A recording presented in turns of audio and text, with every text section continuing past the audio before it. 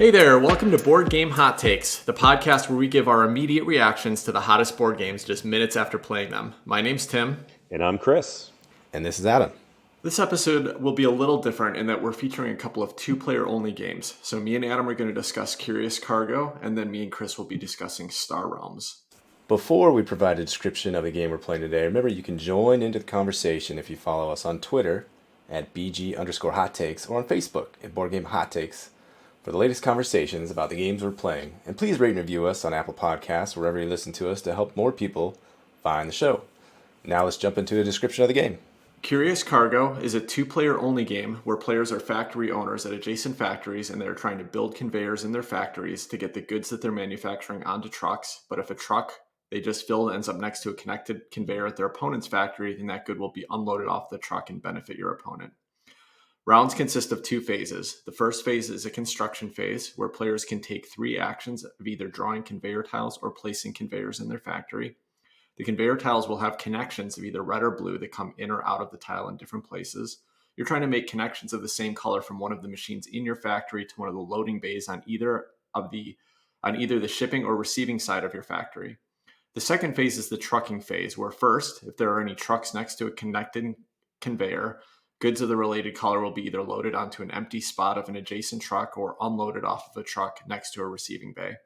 Then the players can either play truck cards to add a specific size truck at the bottom of their shipping size of the factory, or draw additional truck cards.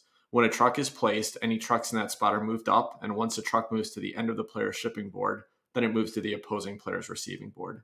The game will end when a player ships 9 goods, receives the fourth of a specific type of good, or makes 10 active connections, or when the conveyor tiles or truck cards are all gone. If a player hasn't shipped at least 2 of each good type, then they aren't eligible to win, but otherwise, the player that received 4 goods or made 10 active connections will be the winner. Otherwise, the player with the most points made by shipping or receiving goods is the winner. Curious Cargo was designed by Ryan Courtney and published by Capstone Games. All right, let's get into the conversation. So, Adam, let's start with the gameplay and mechanisms. Let's talk about that a little bit. This is a pretty interesting, kind of a unique two-player game. What are your thoughts? Agreed, it is unique. I guess it's unique unless you've played Pipeline before, then it might not be so unique. But I've never played Pipeline, and it's by the same designer. First and foremost, you're dealing with these pipe connections similar to Pipeline. They're, 1x2 grid of all these various shapes of pipes. There's curvy ones and straight, and some that just go the one width across, some that go 2 width across. Some that come in here and do like a little S turn and go here. So you're manipulating all these tiles, trying to connect 3 little, I don't know what they are, little gizmos to your conveyor belts with the end goal. Yeah, little machines, like little manufacturing machines. Yeah, some little widgets that spit out batteries or whatever the blue thing is. Little ink potion bottles. They look like Castlevania ink bottles, but I'm not sure what they are. So that's... and the end goal is getting those out to your trucks or nabbing them from the other guy's trucks. And that just manipulating those pipe pieces is a thing I noticed first and foremost. And that is a tough problem for me at this point on my second play of Curious Cargo. How about you, Tim? As I think this is your first play, how was that pipe manipulation for you? I actually thought that would be really fun to me. I haven't played Pipeline either. When I saw that game and, saw that was a mechanism of it, that seemed like it'd be a fun puzzle. And I was hoping that it would be in this game as well. There was some enjoyment out of it. It was frustrating, I think, more often than not. And it wasn't that I didn't feel like I couldn't see the connections. It was like, I always felt like I couldn't draw the connections that I needed. And I think in a future play, I would learn to just pivot and change my plans. Half the game I felt like I was drawing to get this one connection to get to get a blue connector out to my shipping line, and I just could never get the connection I needed, and I should have, and I waited too long in the game, and I started shifting and kind of swiveling it around in a different location and going over some other pipes. And that was just something I think on a first play I didn't catch, that you could do that, or that you needed to do that as much as I think you kind of need to. I think that there is a skill curve. I don't know if it's a high skill curve, but for me, in subsequent plays, I think I would learn a lot more, and my brain would figure out the puzzle, the pipe laying puzzle, so to speak, of how to do it more efficiently. Even on my second play, last time I played was maybe 3, 4 months ago. Even on my second play, I felt like it was coming together maybe a little bit more smoothly, being a little more flexible, and like you said, being able to pivot a little more readily than the first time, and actually being able to ship some goods. The first time I played, the other guy played a few times, and he just crushed me. I think he shipped like almost everything before I even shipped, 3 or 4 things Yeah, out. So yeah, I can see. I mean, we played really poorly today. I think we the game ended because we ran out of the deck of one of the decks of cards, or out of the tiles, the conveyor tiles. I'm guessing that's not the goal. Like I would hope that once you get to know the game, you end the game by one of the receiving enough goods or by creating enough connections or one of those other end game triggers. like the skilled in-game conditions, not Yeah, the the novice player amateur ones. in-game conditions. Yeah, so I mean, I think by the end of the game, I had a better picture on what you would do next time.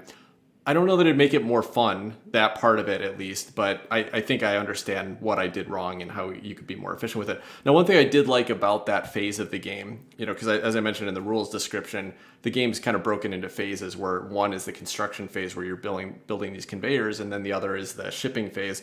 But the phases just ran really quickly. So that was really nice. I was kind of worried that you'd sit there and just wait for 15 minutes during one phase and waste all this time. But most of the time, you're just drawing 1 to 3 tiles and then you're placing 1 to 3 tiles. You get 3 actions total. So it just was like really quick. Sometimes you're only placing 1 tile in that phase and all of a sudden everyone's done after 15 seconds. The game just kind of moved pretty briskly, faster than I thought it was going to. That's a big plus point for this game in my book is that it does. I feel like a few players that have played 3, 4 times are just going to be going back and forth and snapping off these turns. Yeah. And then there will be the pause, when the player ahead gets to do their shipping first, if they are able to nab a good off the other guy's truck. But in general, even this game, your first time playing, my, first and a half time playing, the turns near the end, near midway, really, we're just going back and forth quick, and it got going. Yeah. So that was really Yeah. nice. Yeah, for sure. One of the other things I did like, one of the other mechanisms was there's some little just kind of bonus triggers that happen throughout the game. There's some really simple ones. There you get some of the little construction tokens when you place scaffolding in certain places on your map, so that's really easy. But it's kind of cool that like when you basically ship goods off your player board, it's in certain columns you can get some bonuses, as well as when you take goods in from the other player. Every time that you take a good in, then you get a bonus that it covers. There's also some other bonuses for like if you fill up a truck, then you get the bonus that's printed on the cab. So that's fun to me where, just every once in a while you get to do something a little extra just because you managed to connect the right pieces in a turn. And I like little bonuses like that. It reminds me of Raja's Dice Charmers with all the little bonus actions that you can trigger. My only complaint about it is that it didn't happen often enough. Like they were there, but they just weren't happening that often. Right. Compared to Rogers, there was no, right side of the screen filling combo. Right. It was just I get another gear. Oh, maybe 2 gears this turn. Okay. But like you did, I think you saved up 5 gears and you were able to save that in, which would be, 2 gears for a truck and 2 gears for another truck. And then turn that 2 trucks in to get your little The cross splitter beam thing, piece. yeah, the splitter. Yeah. The Yeah. splitter piece. And you had that extra gear token required to play that thing. So, you can save them up and do a big turn like that. I thought that was kind of neat too. Yeah, you're only allowed to keep up to 3. You have to discard down to 3 at the end of a round. But in that particular case, I happened to use 1 gear to like take a couple actions, and I covered 3 of the gears in that main section. So I just had a big chunk at that point. I didn't even know what I was going to do with them, and then I was like, oh, I can convert these into this other thing and into this other thing. So it was a little chaining of actions. It didn't happen a whole lot in the game, but there's a few times to have some fun like that. What did you think about the, I guess, the truck phase, being able to either load it from your side or stick one in on the opponent's side with the hopes of being able to receive a few things? I don't think either of us did that tonight, but We didn't. Yeah, I almost did. I finally, again, kind of towards the end of the game, we were starting to get the flow of it figured out, and I was just about to, but because you were the first player, you got to put a truck first, and you managed to you put a bigger truck in there, which pushed things into a place that I didn't need, and I was about to put one that was just a little bit smaller and that would have pushed just one of the trucks up, and it would have actually given me a bonus for it. So I think that's, again, something we would, on subsequent plays, you'd learn to just kind of watch for that and say like, okay, I really need that truck to show up over here. So if I can push that one up at the right time, then I'll get the bonus off it. So I think you could take advantage of that a little bit and, have a little bit of fun with it. But generally, my biggest complaint about the trucking phase was that it didn't feel like there was enough variety in the trucks. There were too many big ones, it felt. It never really felt like you could really play around with the trucks that much. Most of the time, you're putting one on and it pushes another one off, and you're not really moving them up the line. So it didn't feel like a conveyor belt. There just wasn't enough smaller trucks to kind of slowly move them up. In this play, I just didn't feel like I was finding any way to really do that much manipulation with the trucking line in a way that meaningful. Yeah, I agree. My first couple, the first truck I put out there, I think I just went through empty. Again, that could just be me playing like a bonehead. Yeah, so that's the thing with this game. I keep going back to, I think on subsequent plays, it Yeah. just, you realize more and more what you should do and the right way to play it. And so that's where I'm at with even this play after, like I said, it's my second play. Even this play felt a lot better.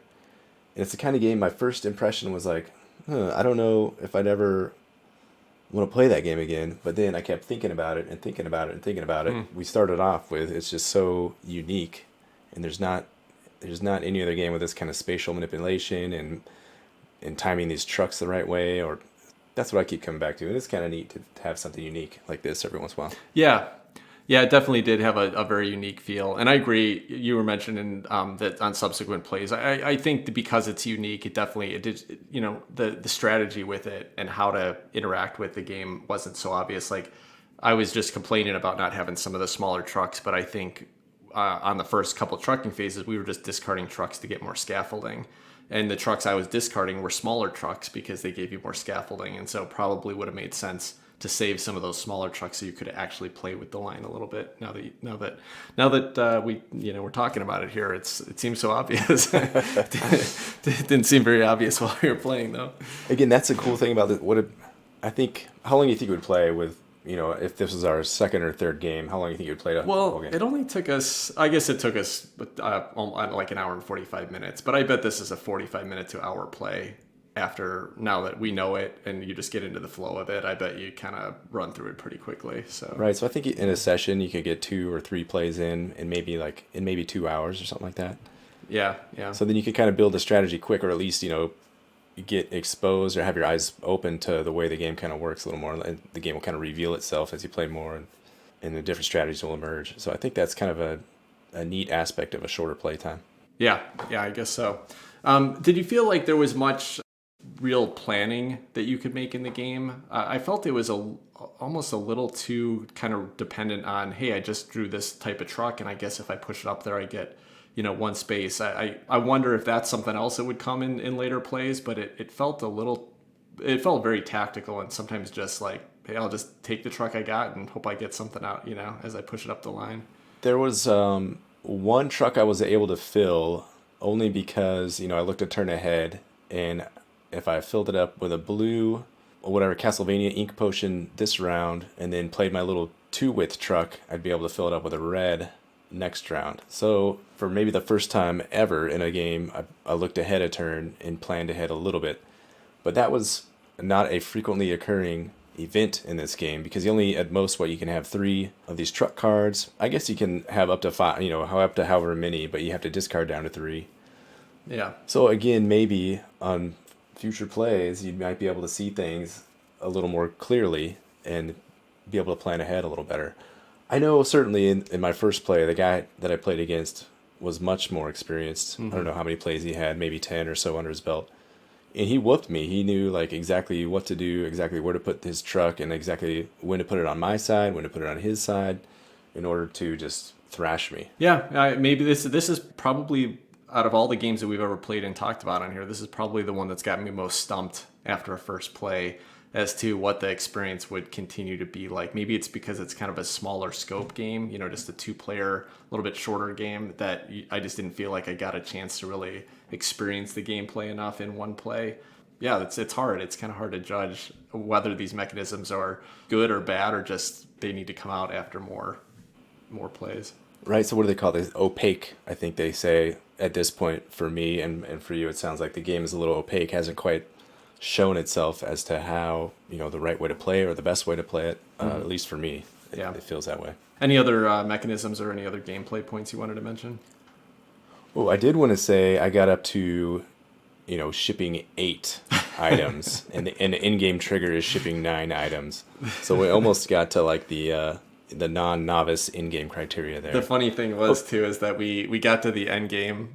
We got to the end game because we ran out of cards in the scaffolding deck or scaffolding tiles, and then we look at the end game things, and the first one we read is, "Oh, you're not eligible to win if you don't ship 2 of each time." So I couldn't even win no matter what, which was maybe something I should have checked before we started playing the game. right. But So yeah, we ran out of the pipes in the yeah, whatever the pipe yeah, drawback or aren't they whatever. called? Oh no, it's not scaffolding. It's conveyors. Conveyors, I think, is what it's Is that what called. they're called? Yeah, Okay. yeah. Yeah, it was interesting. It did build up a little bit. It felt a little slow as a start. Again, probably inexperience more than anything else.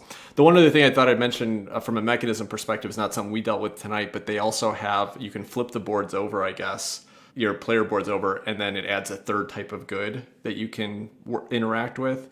Which, if the game had enough replay in there and you wanted to just kind of change it up and make it more complex and interesting, then that's kind of neat that the game expands in that way. Yeah, so it's not only a third type of it's a third type of pipe. So you've got Right. the 3 colors of pipe that you're trying to connect. And for me, it's just hard enough with two. And I've heard lots of a couple other reviewers say they haven't even tried the purple pipes yet because there's just enough brain burning with the 2 pipes as it is. Yeah, yeah. All right, well, let's jump into the production. Anything? Now we played on Tabletop Simulator tonight, so we got a chance to see what the components look like, but we didn't actually touch any of the physical components. But anything with the production that stands out to you? No, not necessarily. No, it just looks like straight cut cardboard and decent pictures. Nothing spectacular. No crazy amazing artwork that stands out to me. Pretty dry, I would say. I don't know. What about you? I thought it was okay. It's got a little bit of nice color to it. We were just chatting during our game about Capstone. I complained a little bit about the production with Maracaibo in our last episode. I haven't had a lot of other Capstone game exposure, so this at least had a little bit of color to me, and kind of a little bit of quirky artwork. If you look at like the player track Yeah, board and stuff like that. So the player boards, even, I think they're cute. It's not super exceptional or anything like that, but I thought it at least was a little bit of a colorful, a cute, weird, bizarre theme that like this is like right up there with Whistle Mountain for just bizarre themes. If you read the flavor in the game, yeah. Otherwise, do you know who does the cover art? I don't even know if I've looked at the cover. I don't. It's one of my favorite artists, board Who game is artists. that? Is Just it artists in general. Kwanchai Moria? It is. It is. Okay. Juanche Moria does the art. Nice. So He does the art throughout, or just the cover? I know the cover art, and then I don't know who does the rest of the art. I don't know. I would assume Juanche Moria does the rest too. So, but I'm not sure. Yeah, they did have another artist listed here. It looks like Bridget Indelicato. Which, yeah, the art doesn't really look. I bet he did just do the cover, would be my guess, because the rest of the artwork doesn't really look quite the same. That's interesting. It's a cute cover. It is a cute cover. Yeah. The components look nice, like little kind of custom wood components for just the goods tiles, but there's not a lot. There's not a lot there. It looks like the trucks are probably just little cardboard chits, and Right. the conveyor tiles are just cardboard chits and stuff. So nothing too exceptional there, but it seems like a nice enough production to me for what it is. For what's given you here. Yeah, I agree. It's nothing fancy, but it gets the job done, and it's nothing ugly either. It's nothing that detracts or makes me like ugh. But Yeah. just kind of dry, straightforward.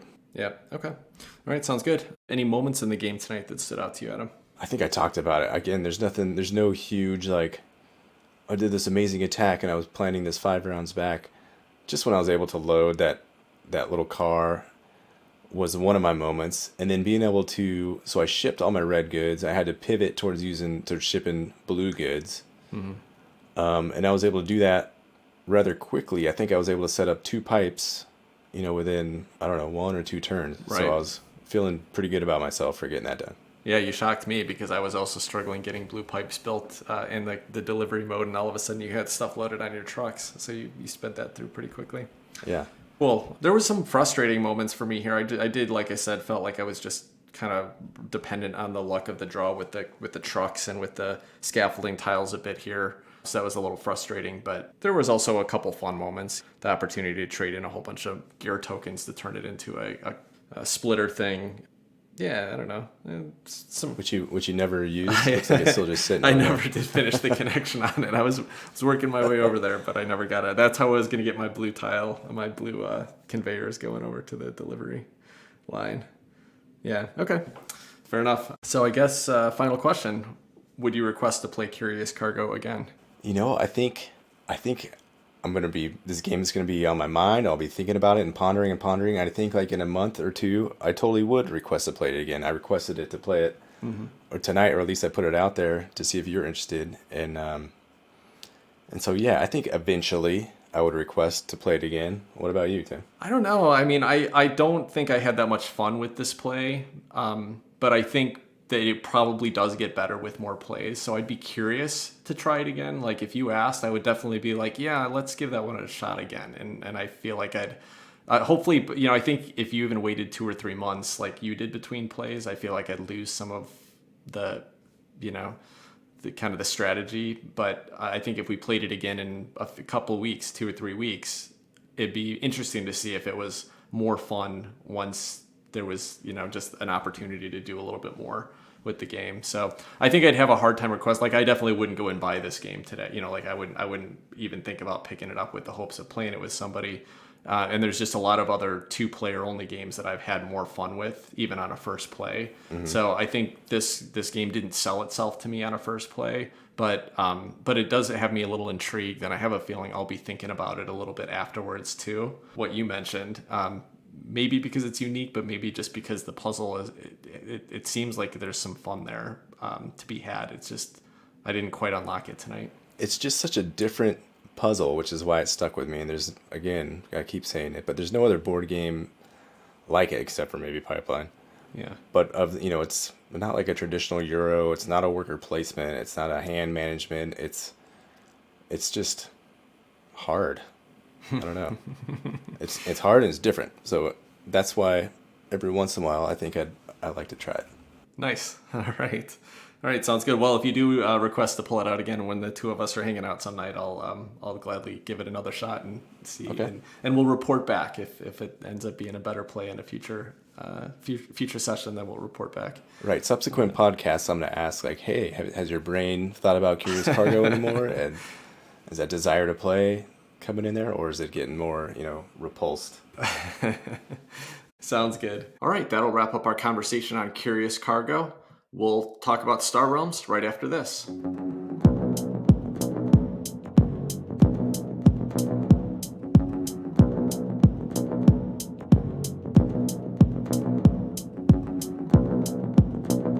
Star Realms is a 2-player only deck building game where players are trying to build up galactic forces so that they can be the most dominant force in the galaxy.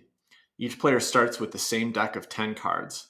On a player's turn, they will draw and play 5 cards from their hand, which represent ships or bases, and use the benefit of the icons shown on the cards they played. Most cards provide trade, which allows them to purchase additional cards from a central market of 6 random cards to add to their deck. Damage, which will reduce the opponent's health, called authority in this game, or authority, which allows a player to regain some of their health. When a player runs out of cards in their draw pile, they will shuffle their discard pile and continue drawing up to 5. The base cards are permanent cards that stay on the battlefield and allow an ongoing benefit, but opponents can use damage to destroy them instead of reducing the authority of the opposing player.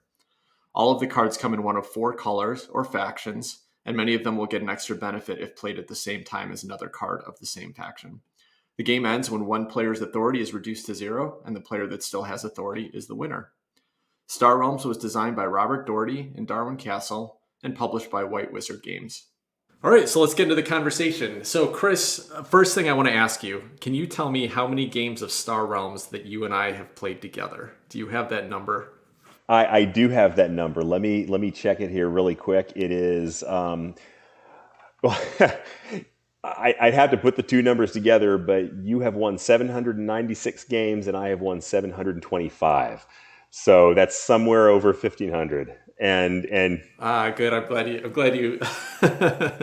you shared the win rate there too. That's no, I'll give credit where credit is due, and you're the clear leader on that one. It was not always that way. There was a point where I caught up, but I've fallen back down So again. anyone listening, you should have a good sense that this is not a hot take for us. Like, we know this game really well. We've played it a lot over the last several years.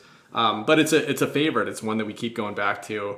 We typically play on the mobile app almost exclusively because it's just so easy. Like, Chris and I will just jump in the middle of the day, and a game will start up, and we'll play a game on the mobile app. So it does have a physical implementation. We almost exclusively play on the mobile app. So let's get in and talk about the gameplay and mechanisms of Star Realms. Chris, why don't you give me your first thought?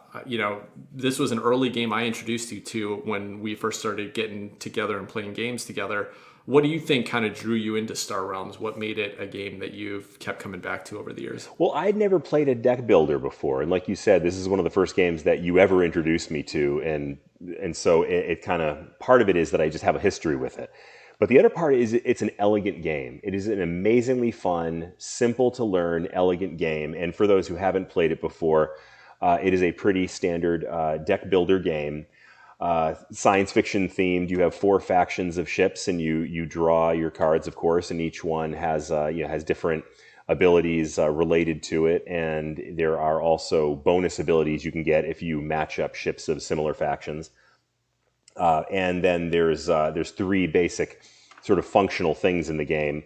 There's money, there's power, and there's damage. And so on each card, you're drawing some combination of those things, or the ability to manipulate your deck in some way.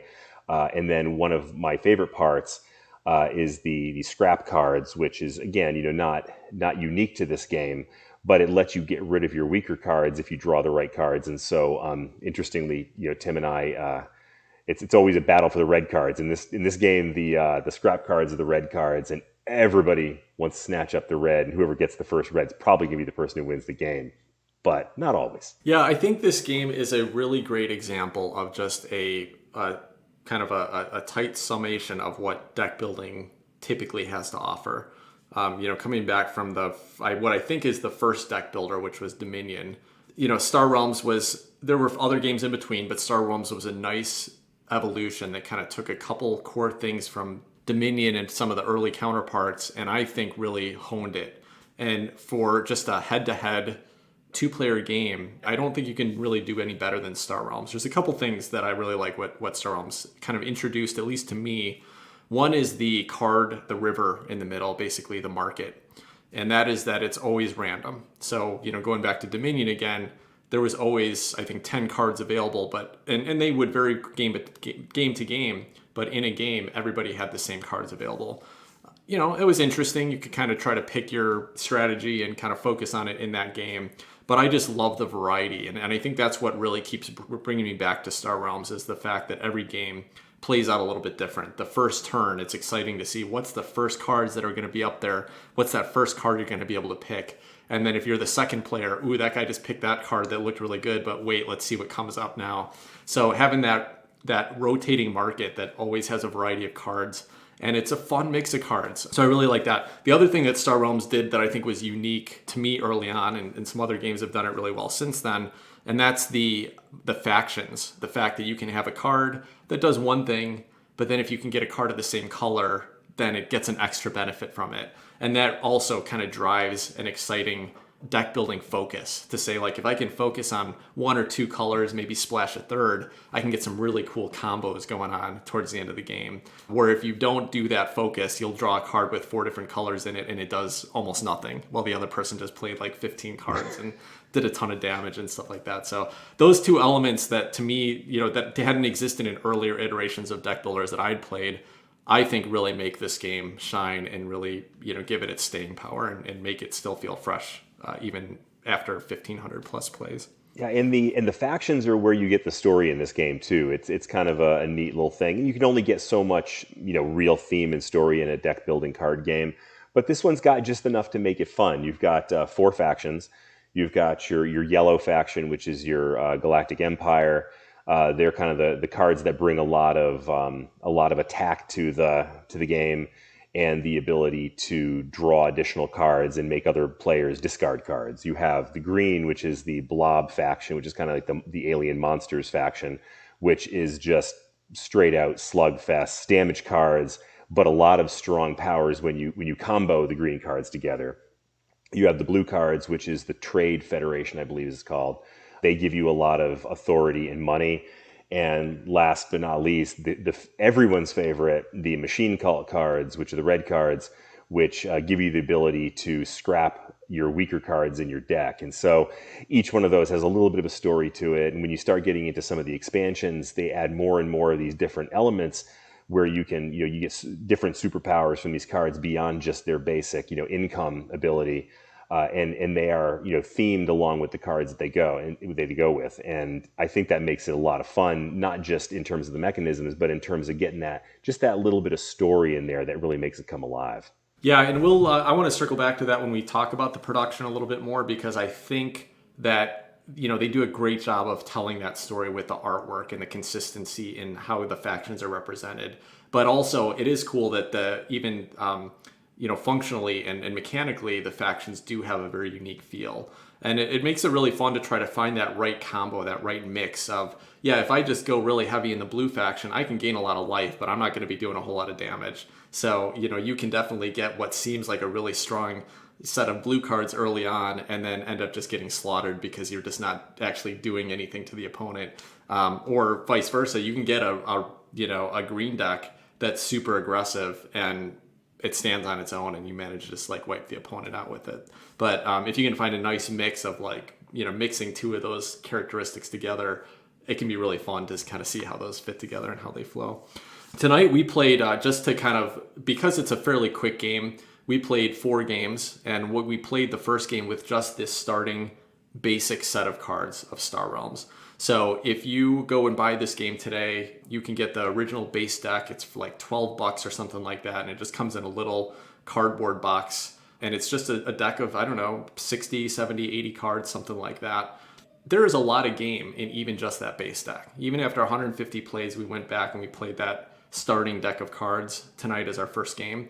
And it was still a lot of fun. Now, it does get a little bit more repetitive. You're going to see the same cards over and over again. You're going to see there's a couple really powerful cards in there that will only come up in occasional games because there's only one in the deck. But it still has a nice mix of variety, even just in that starting deck. But then in the subsequent games we played tonight, we mixed in some different factions. And how many expansions? And how many expansions are there now, Chris? Like 10, 12, something like that? Oh, there's more than that. In fact, I'm looking at the app right now, and at least on the app, and I know there's actually more expansions out for the hard copy cards than there are than the app itself, and there's about 15.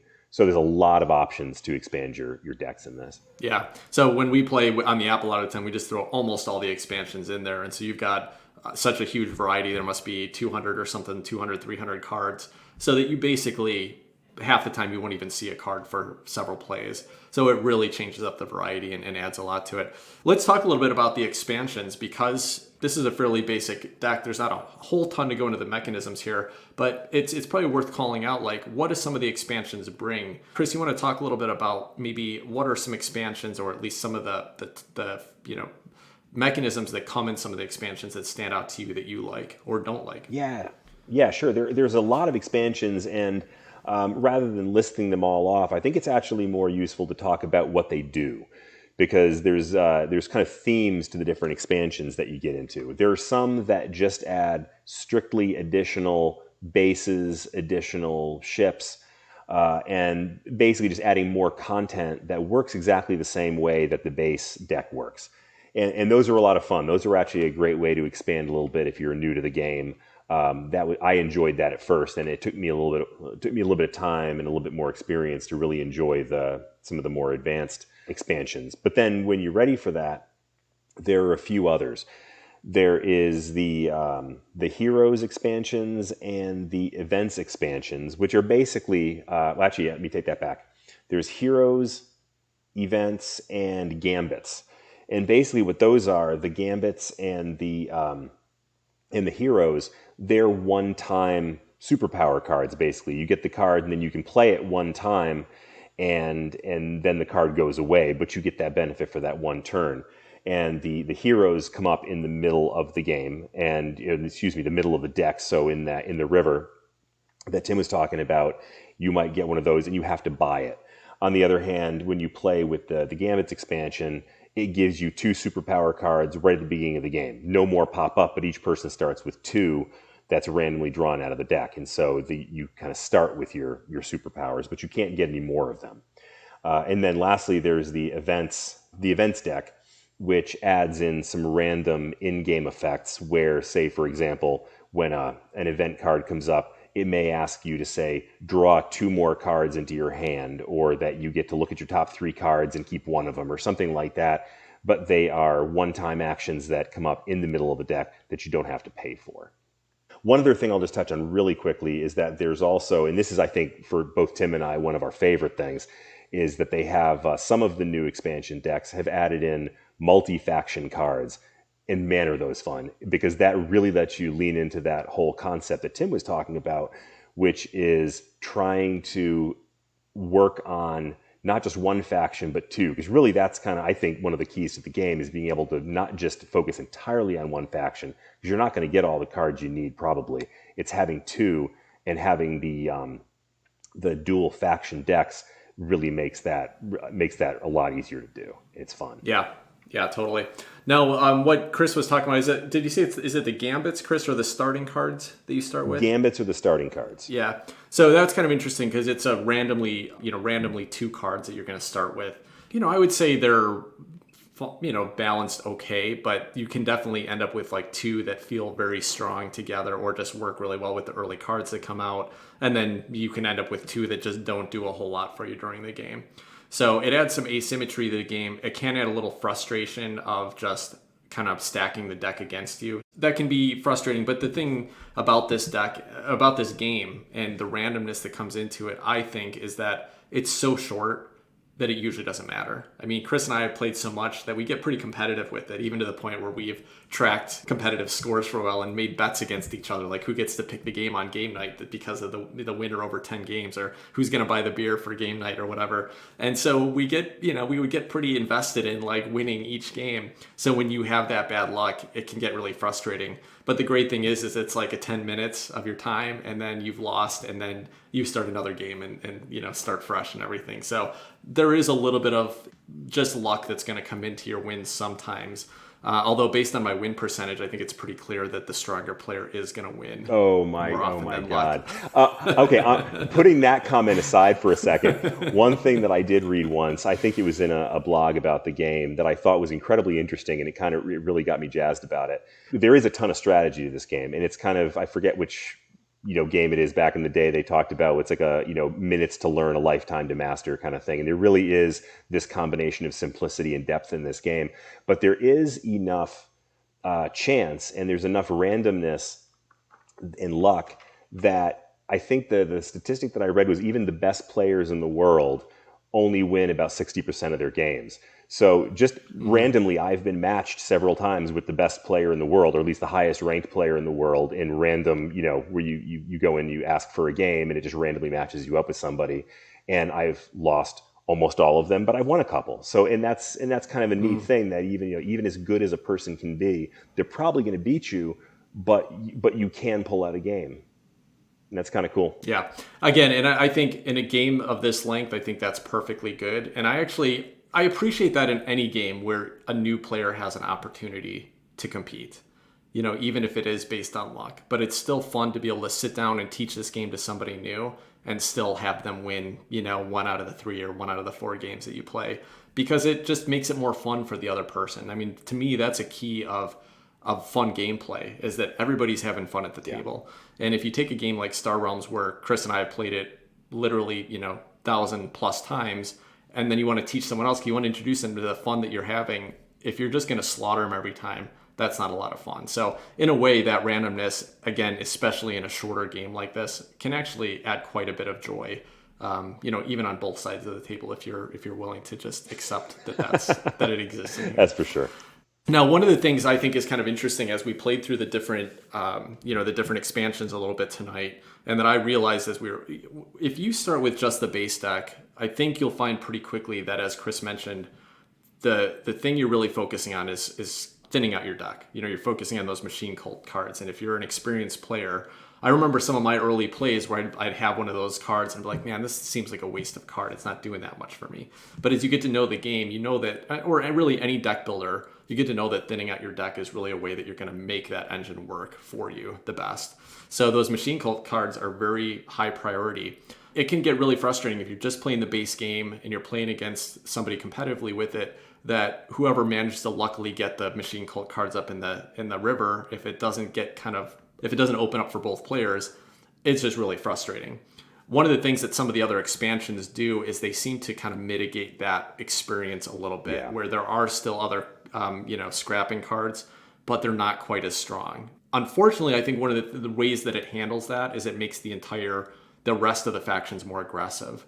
So the games tend to play a lot quicker when you're playing heavy with new expansion sets, which also can take away a little bit of the experience of an engine builder, but it does mitigate the fact that one of the factions is generally the strongest faction, and whoever gets the most of it tends to win the game. So that's kind of a neat thing that they did try to balance out. I also think that they did a good job of balancing out some of the weaker factions, like the blue and the yellow faction. I think were quite a bit weaker on their own in the original base deck, and they can be quite strong with some of the expansions in there. So it's kind of neat that without adding a whole lot to the game, without having a whole lot of costs, you can really change up the experience and fix it if there's any issues that you have with it personally. That actually reminds me, Tim, there was one other expansion that I forgot to mention before, and that's the missions expansion, which is personally not my favorite, but it adds a neat dynamic to the game in that you get 3 missions, and the mission may be something like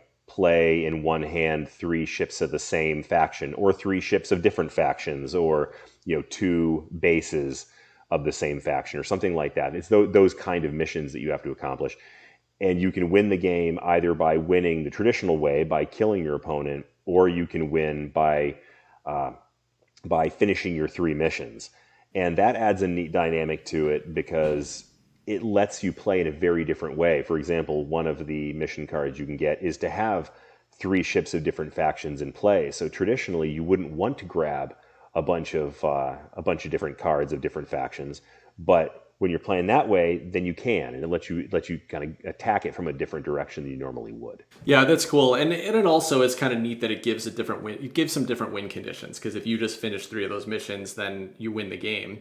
So it also helps you offset that if you're, maybe not having the greatest luck in building your deck or just getting some bad draws, you still have a shot if you can manage to focus and complete those missions before the other person can kill you. It can also be very frustrating if you've built up a really great deck and you're running your strategy perfectly, and then the other person just wins, like the way Chris won our last game tonight, just by completing the 3 missions. Although in all fairness, and just for the I think you were going to for the record, that was the one game that I won. And that's why we don't play with the missions expansion. But it gives some extra variety.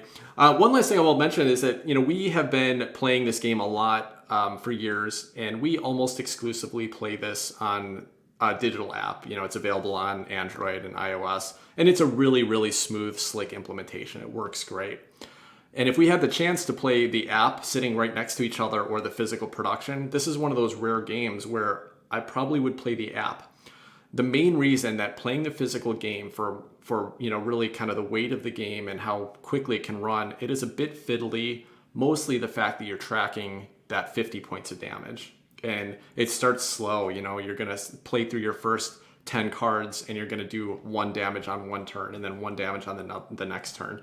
And just the physical act of having to keep track of each of those damages that are happening, and then you start gaining life in the middle of the game and you have to keep track of those. So just kind of the score keeping in it gets a little bit fiddly and a little annoying in a physical game. But that's the only thing. I still think it's a fun experience to play in person.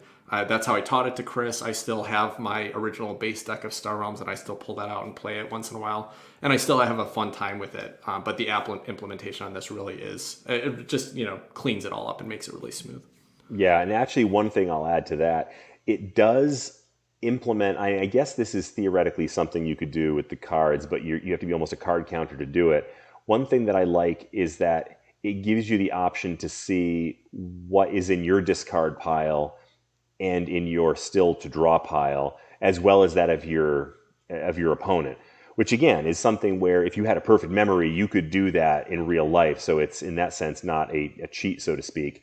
But I think it really does it adds another level of strategy to the game, because you can make more intelligent decisions, not based on your memory of whether or not you can remember what your opponent played already or what you have in your hand still, but let you actually see what you still have in your hand or in your deck, in what your opponent's discarded, for example, and make smart decisions based on that. And that's something again that you couldn't really do with the cards unless you have a perfect memory. But in the game, you can do very simply, and I actually really like that. I think that really adds a nice dimension to it. That's interesting. I hadn't even thought about that, Chris. You're right. I don't necessarily think that that's a good feature of the gameplay for me. Because it does allow you to kind of like min max every turn and say, okay, I know exactly what he's going to have in his deck, so I know exactly how to play this turn. But I think it's something they have to implement in a digital implementation like this, because otherwise, one person could be sitting on the side and saying, "Okay, I'm going to write down that he added that to his deck, and then I saw what he drew this time." So you could theoretically track it, on your own. So they just make it so that everyone's got the same information, and it works fine. And you're right, you really couldn't do that in the physical version, and have one person going, "Oh wait, I want to see what you got in your deck." So I'm going to go over and look at it and then reshuffle it for you, and that just doesn't work. But that's interesting that you actually think that that's a great piece of it. I agree. I use it all the time in the game, in the digital implementation. I take advantage of that. I don't know that that makes it a better game, but it does add a little bit of extra opportunity to think strategically and plan with it. So that's interesting. Yeah. All right, cool. Well, why don't we talk about the production of the game? And again, we've been playing mostly on the digital app, so there's not a whole lot to talk about from production. It is really just a deck of cards, but with that said, I have a couple strong feelings about the production of this game. But Chris, why don't you start us out? Is there anything about the production of the physical game that you think is worth calling out? Well, now you got me really curious to hear what you're going to say. But I mean, I think the bottom line is that with a card game, I mean, you live and die by the art.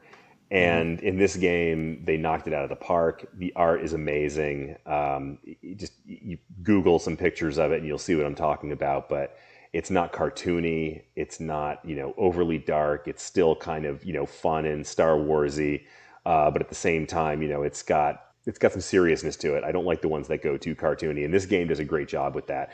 One thing I'll add with regard to production is that as much as I actually prefer playing on the app, but man, when I get those cards in my hand, they are so beautiful, and the colors just are so vivid in a way that it doesn't quite match in the app. And there's also, and I think I mentioned this on one of our top 5 episodes, but on Kickstarter right now, the Kickstarter has closed, but they're getting ready to start delivering, I think, sometime relatively early in the new year, the Star Realms Nova collection, which is taking not in all of the content, but a lot of the content, and doing it with foil cards, with the cool foil effects on them.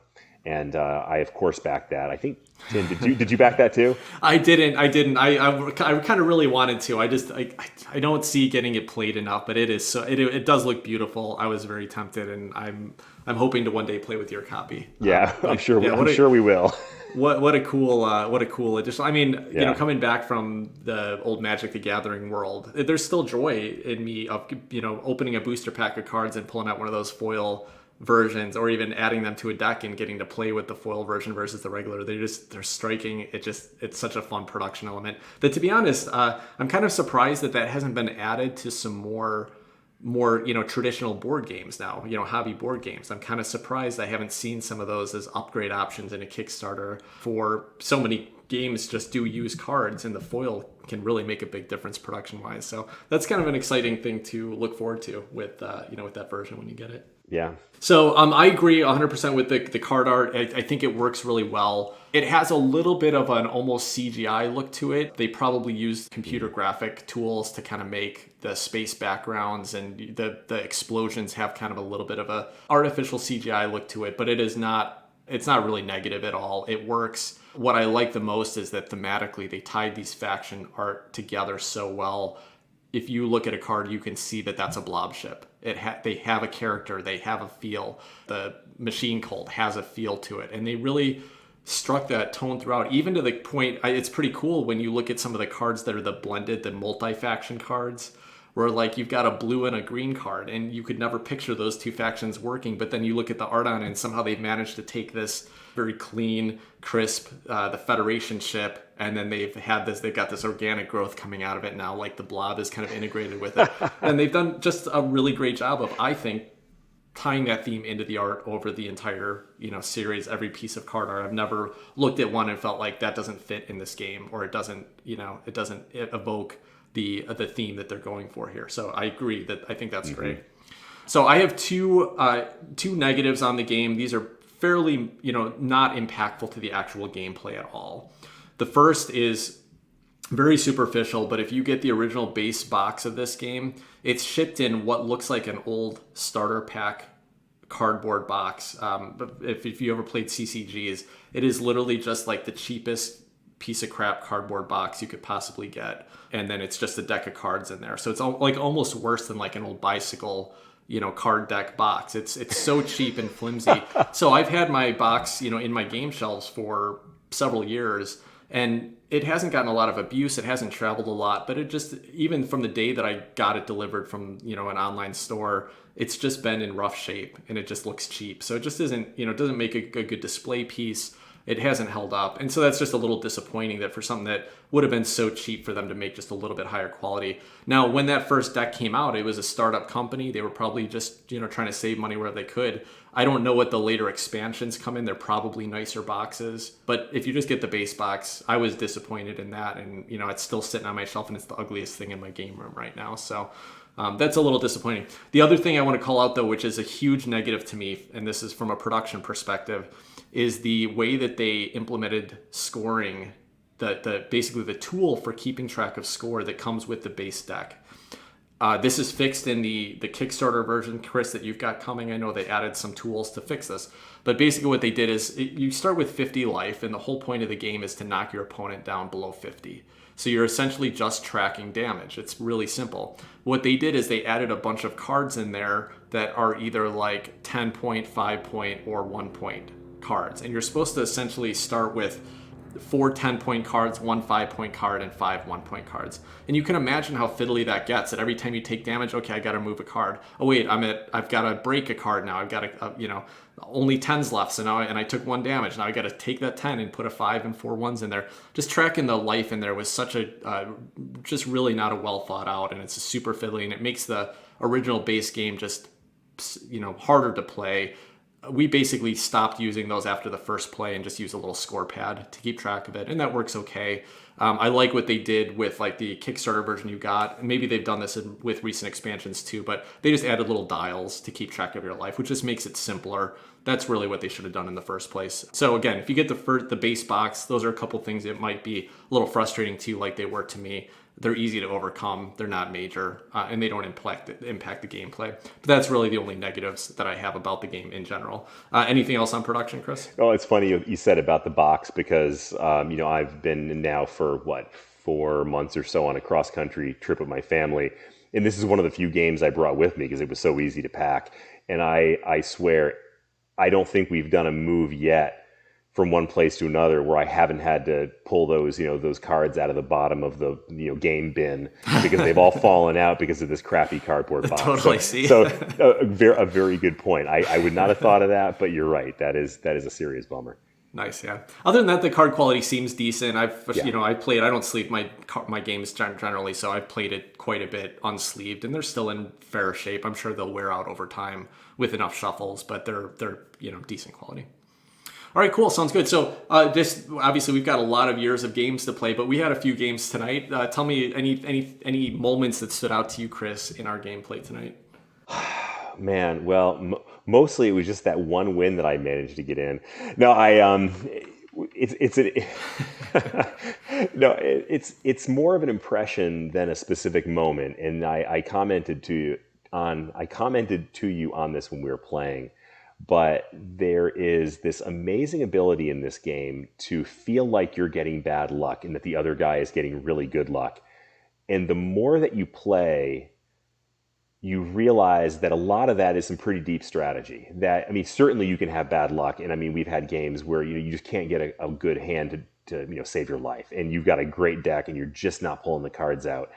But there really is, and there is enough depth in this where there's like a very stealthy kind of strategy that's going on, and you're almost always going to see the better player winning the games, which is why, I mean, you and I have played a ton of games with this, and I mean, you are probably the better gamer of the two of us, and you usually win, and I appreciate that fact that it's got, there is the equalizer of the luck, but at the same time, you can really do some cool things strategically, and seeing how that plays out in the games, I think is actually a lot of fun. Yeah, tonight's plays were super fun for me because we do play most of the time asynchronously, where we're just in our separate places playing on the app, and we're not really, other than a quick snap through, like maybe we'll josh each other through chat or say good game or whatever. We're not really talking through it. It was super fun for me to be kind of trash talking a little bit while we were playing tonight, but also to talk about strategy, which we never really get the chance to do. So like I would have a tough decision of which card to buy, and I would make my decision and I go, Chris, what would you have done in that situation? And it was fun to hear that we have a little bit different thought process there.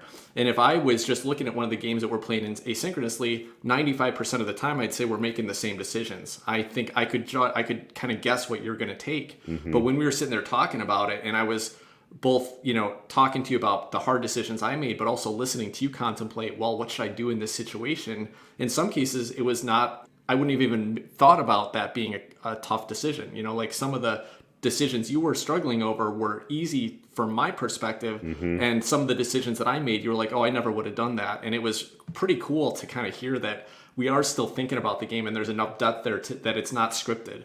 You're not just gonna, there's not always an easy choice to make, even after, a very, very, many plays like we've done there.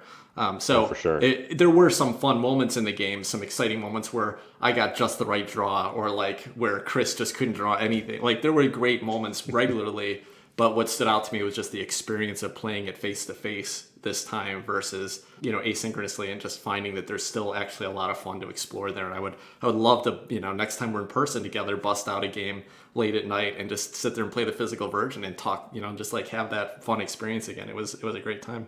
Yeah, I agree. That was a ton of fun, and actually, for me at least, I don't know. Maybe you were doing this, purposely, but I was purposely thinking out loud just because I was feeling the same thing. That was fun hearing, kind of that thought process. And honestly, I was kind of hoping I was going to pick up a couple of pointers along the way too.